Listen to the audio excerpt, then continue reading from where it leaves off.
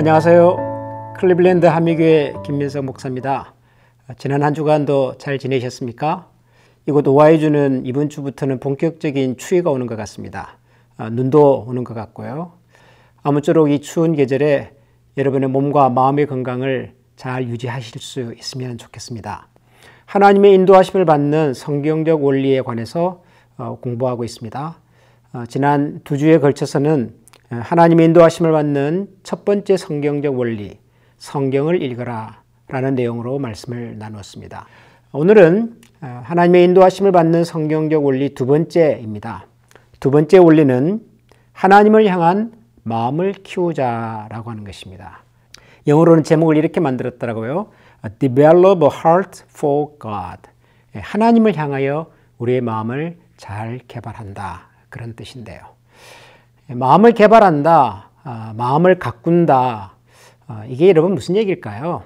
우리가 흔히 사용하는 표현으로는 우리가 마음의 소리를 듣자 이런 얘기들을 하죠. 우리의 마음이 우리에게 뭐 구체적으로 이래라 저래라 얘기를 하는 것은 아니지만 우리가 뭔가를 선택하고 결정할 때 우리 내면의 마음이 우리를 어떻게 이끌어가는지를 귀담아 들어보고 거기에 집중해 보자는 것입니다. 마음의 소리를 듣는다고 하는 것은 이런 거죠. 하나님께서는 우리 사람을 만드실 때 우리가 어떤 문제를 스스로 해결할 수 있는, 그래서 생각하고 판단하고 행동할 수 있는 능력을 우리 사람들에게 다 주셨습니다. 예를 들면 창세기 2장에 보면 하나님께서 아담과 하와에게 이런 말씀을 하셨습니다. 동산 나무에 있는 모든 나무의 열매를 네가 임의로 먹되, 동산에 있는 각종 나무의 열매를 네가 임의로 먹을 수 있다. 임의로 먹을 수 있다는 말이 뭐죠? 네가 자유롭게 먹을 수 있다. 마음대로 먹을 수 있다. Free to eat. 근본적으로 우리 사람에게는 하나님께서 우리가 스스로 판단하고 행동하고 결정할 수 있는 자유를 주셨다. 그런 뜻이죠.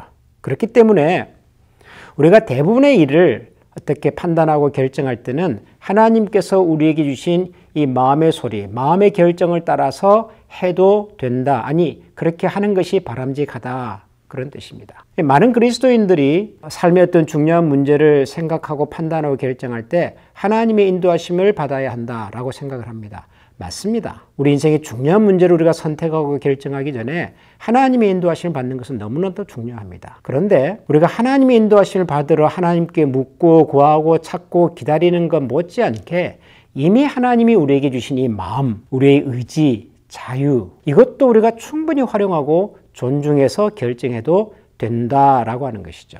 그게 우리 마음의 소리를 듣는 겁니다. 이 책을 쓰신 브루스 월키 교수님은 우리가 마음의 소리를 듣고자 할 때 고려해야 될 6가지 내용을 얘기를 합니다. 그 6가지가 뭐냐 하면 첫 번째는 양심이고요.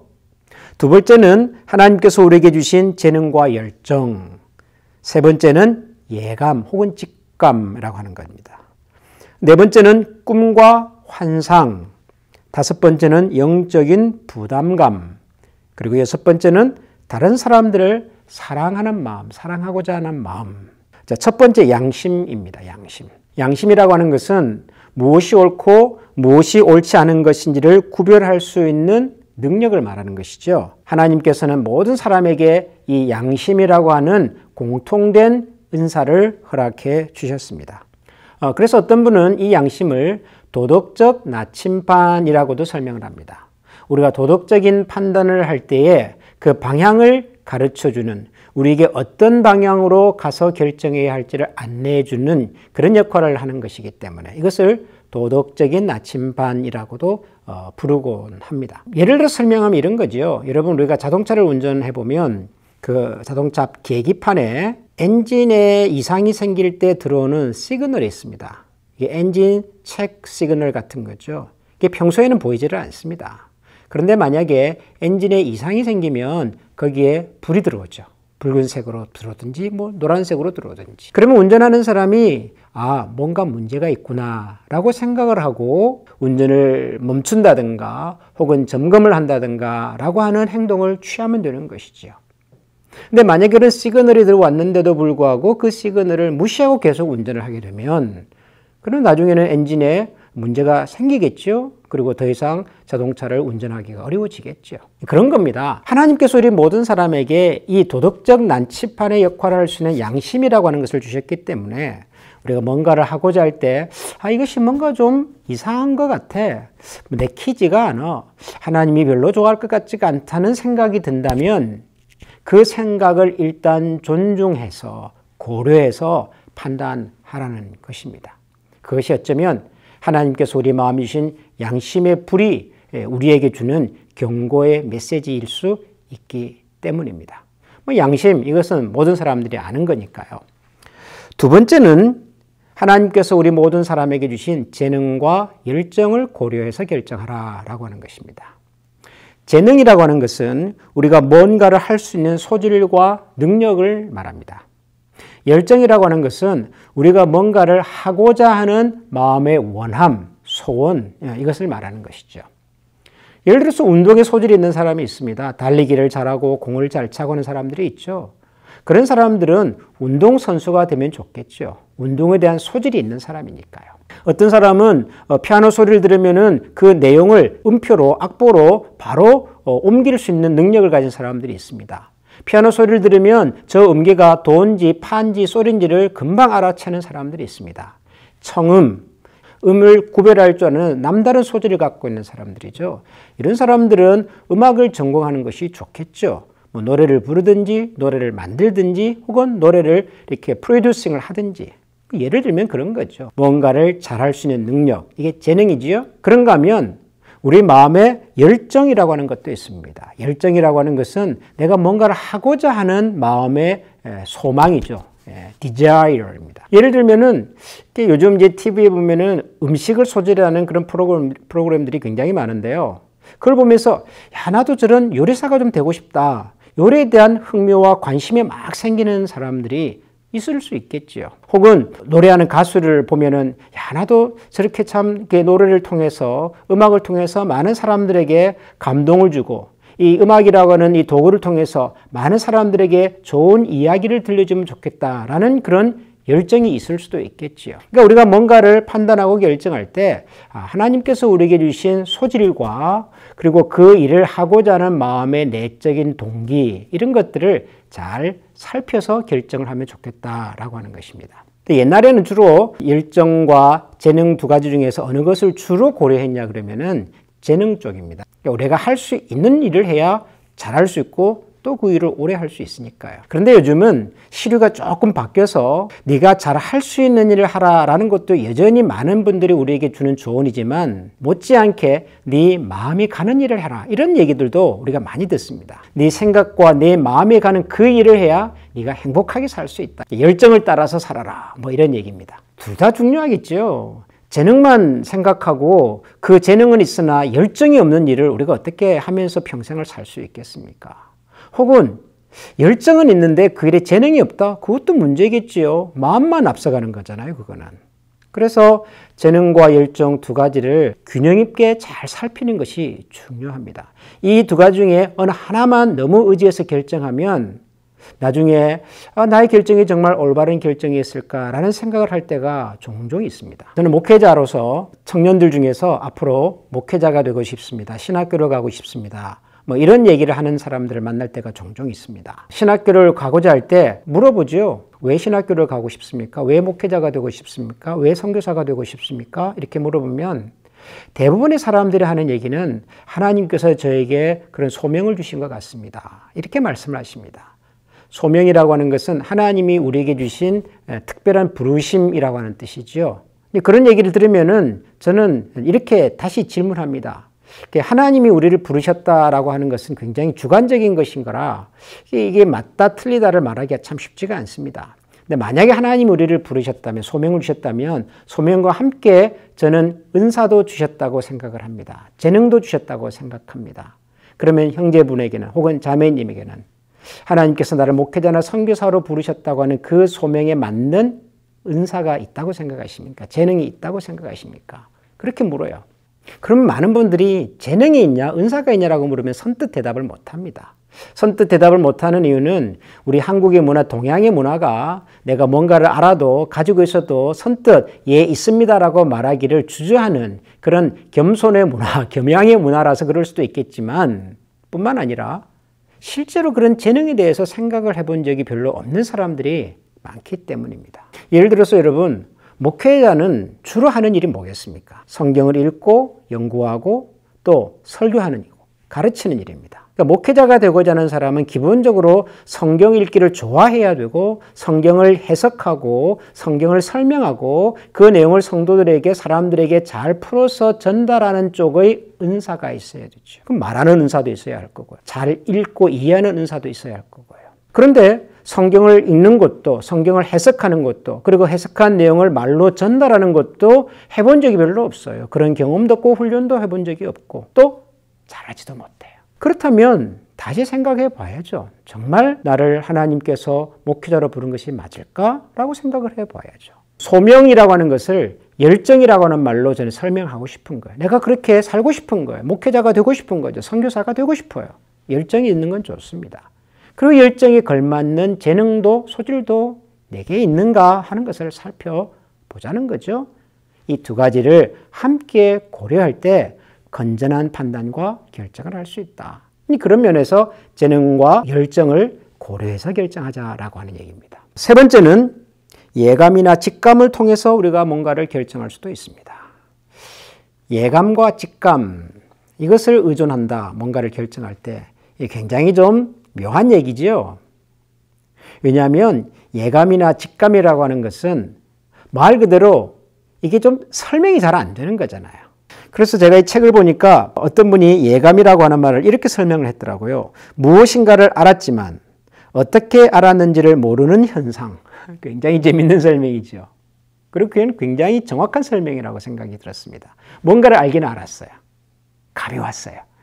그런데 어떻게 왔는지 그건 몰라요. 설명이 안 된다는 거죠. 근데 여러분 이런 게 있어요. 예를 들어서 오랫동안 금융업에 투자가로서 종사한 사람이 어떤 상품에 어느 정도를 언제 투자할 건가 하는 결정을 할 때는 여러 가지 데이터, 객관적인 자료를 고려도 하지만 결정적인 순간에는 자기의 감을 믿고 한다고 얘기를 합니다. 아, 이 종목이 될 것 같아. 아, 이때 들어가야 돼. 라는 어떤 직관적인 생각이 온다는 거죠. 그런데 그것을 설명을 하겠습니까? 설명 못해요. 그러나 그분에게는 그것이 뭔가를 판단하고 결정할 때 중요한 기준이 되기도 하는 거죠. 그 TV에 보면 음악 오디션 프로그램들이 많이 있지 않습니까? 이제 청소년들이 나와서 노래를 부르고 일반 대중들이 음악에 소질 있는 사람들이 나와서 노래를 부르고 그리고 그것을 심사위원들이 쭉 평가를 하면서 나중에 이 사람에게는 스타성이 있습니다. 지금은 부족하지만 아마 이 사람은 분명히 훌륭한 음악가가 될 겁니다. 이런 얘기를 하잖아요. 근데 뭘 가지고 그러죠?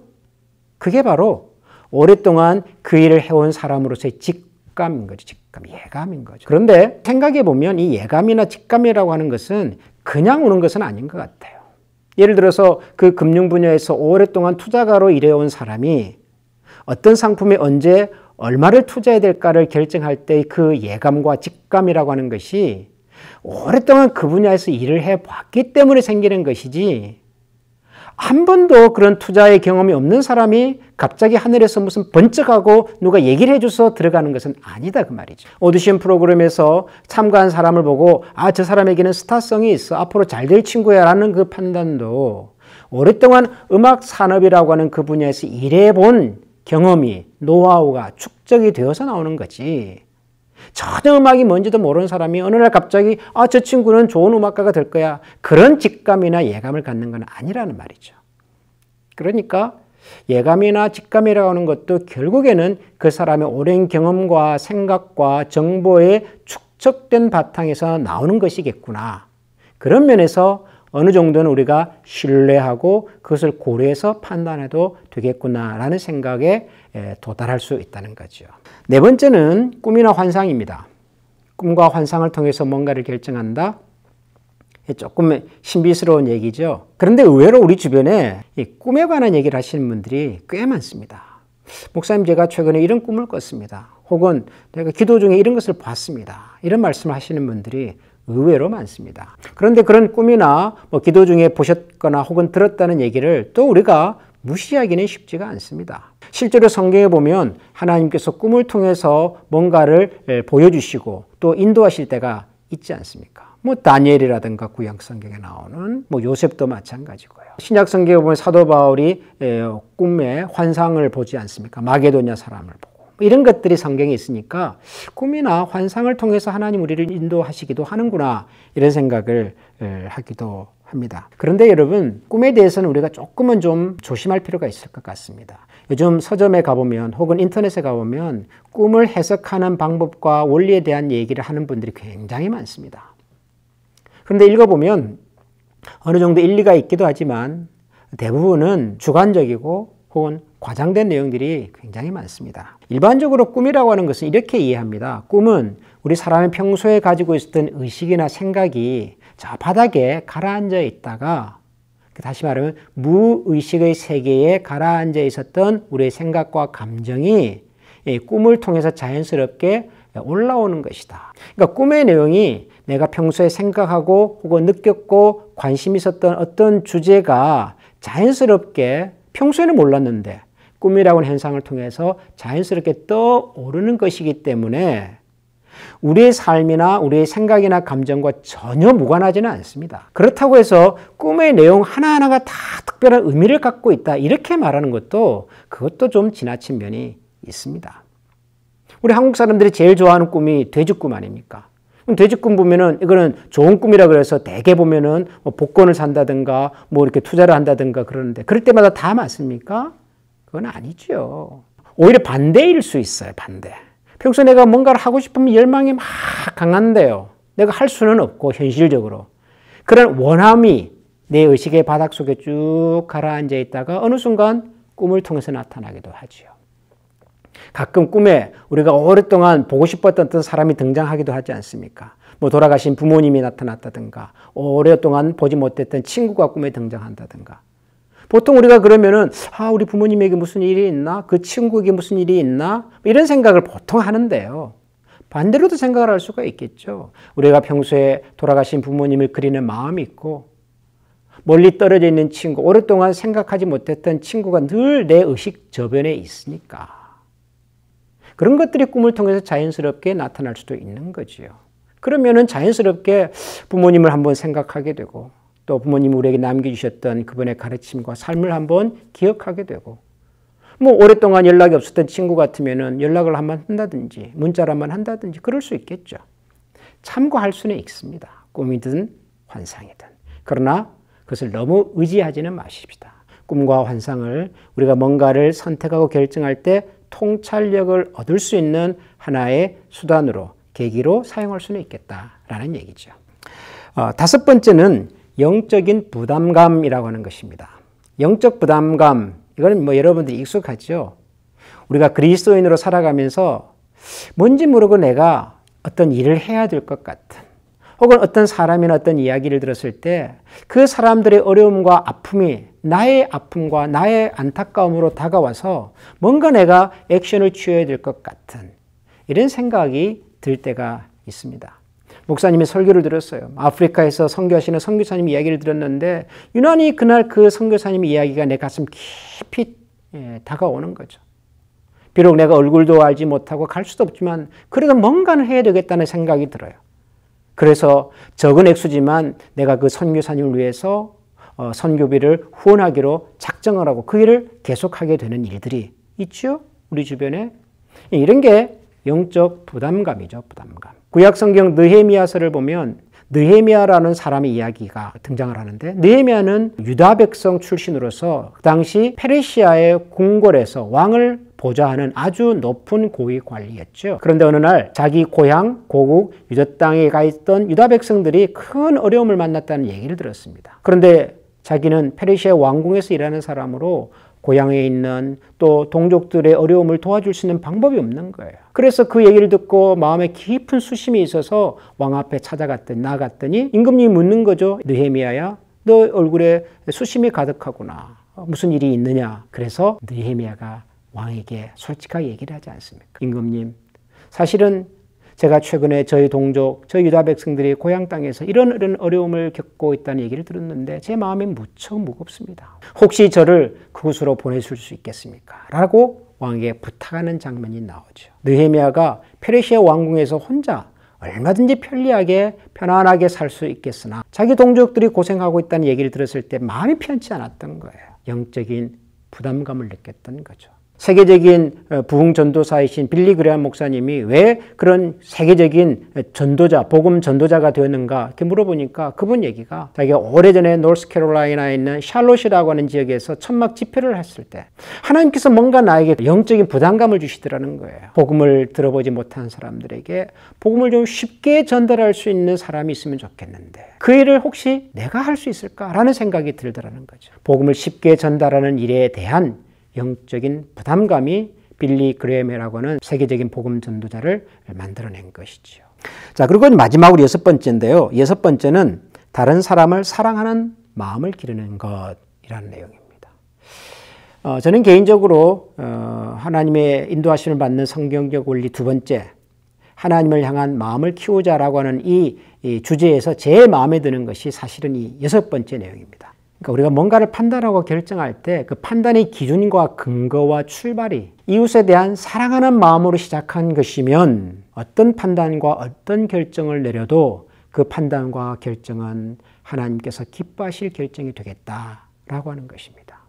사실 이것이 쉬워 보이지만 쉽지 않은 내용입니다. 또 자칫 잘못하면요, 이것은 얼마든지 오해될 수 있는, 왜곡될 수 있는 것이기도 합니다. 보통 우리가 그런 말을 하잖아요. 다 너를 생각해서 하는 얘기인데, 너 잘되라고 하는 건데, 이렇게 표현하잖아요. 우리 어른들이나 친구들이. 정말 그렇다면 그분의 조언과 그분의 말을 귀담아 들어야 합니다. 정말 나를 생각해서 나 잘되라고 하는 것이라면. 그런데 종종 그렇게 포장을 해서 자기의 감정과 생각과 주장을 감추는 분들도 있어요. 정말로 나 잘되라고 하는 얘기일까? 정말로 저 얘기가 나를 생각해서 하는 얘기일까? 그런 생각이 들 때가 있다니까요. 그러나 우리는 알잖아요. 내가 정말 저 사람의 영혼을 위해서 정말 저 사람을 사랑하는 마음에서 하는 얘기인지 아니면 내 속에 있는 나의 불편한 감정과 내 생각을 전달하기 위해서 하는 얘기인지 우리가 알잖아요. 정말로 그 사람과 그 영혼을 사랑하는 마음에서 하는 것이라면 그렇게 하십시오. 그게 정답일 수 있습니다. 다윗도 시편에 보면 여호와를 기뻐하라 그가 네 마음의 소원을 이루어 주시리로다 라는 말씀이 있어요. 하나님을 기뻐하는 마음으로 하는 말과 행동 그 하나님께서 들어주실 거다. 마찬가지로 우리가 하나님을 사랑하는 마음으로 하는 일을 하나님이 기뻐하시고 이루어 주시듯이 다른 사람을 이웃을 사랑하는 마음으로 내리는 판단과 결정을 하나님이 기뻐하시고 선하게 이루어 주실 거다라고 하는 믿음입니다. 이웃에 대한 사랑의 마음으로 사랑으로 출발해서 그리고 사랑으로 내리는 결정과 판단 이것이 우리에게 중요한 기준이 될 수 있겠다라고 하는 것입니다. 하나님의 인도하심을 받는 성경적 원리 두 번째는 하나님을 향한 마음을 길러라, 키워라, 마음의 소리를 잘 들어라 라고 하는 것이었는데 마음의 소리를 듣는다고 할 때 우리가 고려해야 될 것 6가지를 여러분들에게 말씀을 드렸습니다. 첫 번째가 양심이지요. 하나님께서 우리에게 주신 도덕적인 나침판과도 같은 양심의 소리를 잘 듣자. 두 번째는 하나님 우리에게 주신 재능과 열정을 고려하자. 내가 잘할 수 있는 일과 내가 하고자 하는 의지와 소원과 원함이 있는 것이 뭔가를 잘 균형 있게 살피자는 것이죠. 세 번째는 예감, 직감이라고 하는 것입니다. 말로 설명할 수는 없으나 오랜 경험 속에서 나오는 하나님께서 그 사람에게 주시는 아주 고유한 어떤 판단력 같은 거 그것도 우리가 존중할 수 있겠다. 세 번째는 꿈과 환상이라고 하는 것도 있는데 우리 의식의 저변에 있었던 것들이 자연스럽게 드러나는 것이라서 고려할 수 있겠다. 통찰력을 얻을 수는 있겠다. 그러나 꿈의 모든 내용을 너무 의지하거나 모든 요소가 다 의미가 있을 것이라고 생각하는 것은 좀 지나칠 수 있겠다라는 말씀을 드렸습니다. 다섯 번째가 영적인 부담감을 주실 때 그 부담감을 고려하자. 그리고 마지막으로는 이웃을 사랑하는 마음으로 내리는 결정과 판단. 제가 강의 마지막마다 항상 묵상과 적용을 위한 질문들을 드리고 있죠. 오늘은 꿈을 통해 자기 자신을 이해하거나 결정을 내리는 데 도움을 받은 적이 있습니까? 혹은 꿈으로 도움을 받은 사람이 주변에 있습니까? 이것에 대해서 어떻게 생각하십니까? 여러분 개인적으로 꿈을 어떻게 해석하십니까? 어떻게 이해하십니까?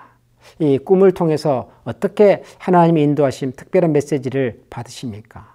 혹은 꿈은 그냥 꿈이지 꿈을 통해서 무슨 말씀을 주셔라고 생각을 하시는 분이십니까? 이 꿈에 대해서 한번 생각해 보십시다. 기도하겠습니다. 하나님의 인도하심을 받고자 하는 마음과 소원이 있어서 저희들이 함께 성경의 말씀과 가르침을 따라서 공부해 가고 있습니다. 오늘은 하나님의 인도하심을 받기 위해서 하나님이 이미 우리에게 주신 마음의 소리를 잘 들을 수 있는 방법과 내용에 관하여서 같이 나누어 보았습니다. 하나님께서 우리 한 사람 한 사람을 지으실 때 하나님의 형상을 따라 지으셨기 때문에 충분히 우리가 생각하고 판단하고 결정할 수 있는 선택과 자유를 주셨습니다. 다만 그런 자유가 오용되거나 남용되지 않도록 하나님 항상 저희들의 마음과 생각을 하나님께서 지켜주시고 또 우리의 마음속에 무엇보다도 하나님을 향한 사랑과 이웃을 향한 사랑의 마음에서 출발하여 생각하고 판단하고 내리는 결정이 되게 하여 주옵소서. 그래야 우리 자신에게도 물론이지만 우리의 내린 결정과 판단이 하나님과 우리 이웃들에게도 유익과 기쁨이 될 수 있는 그런 인생으로 저희들의 삶을 인도하여 주옵소서. 예수님 이름으로 기도합니다. 아멘.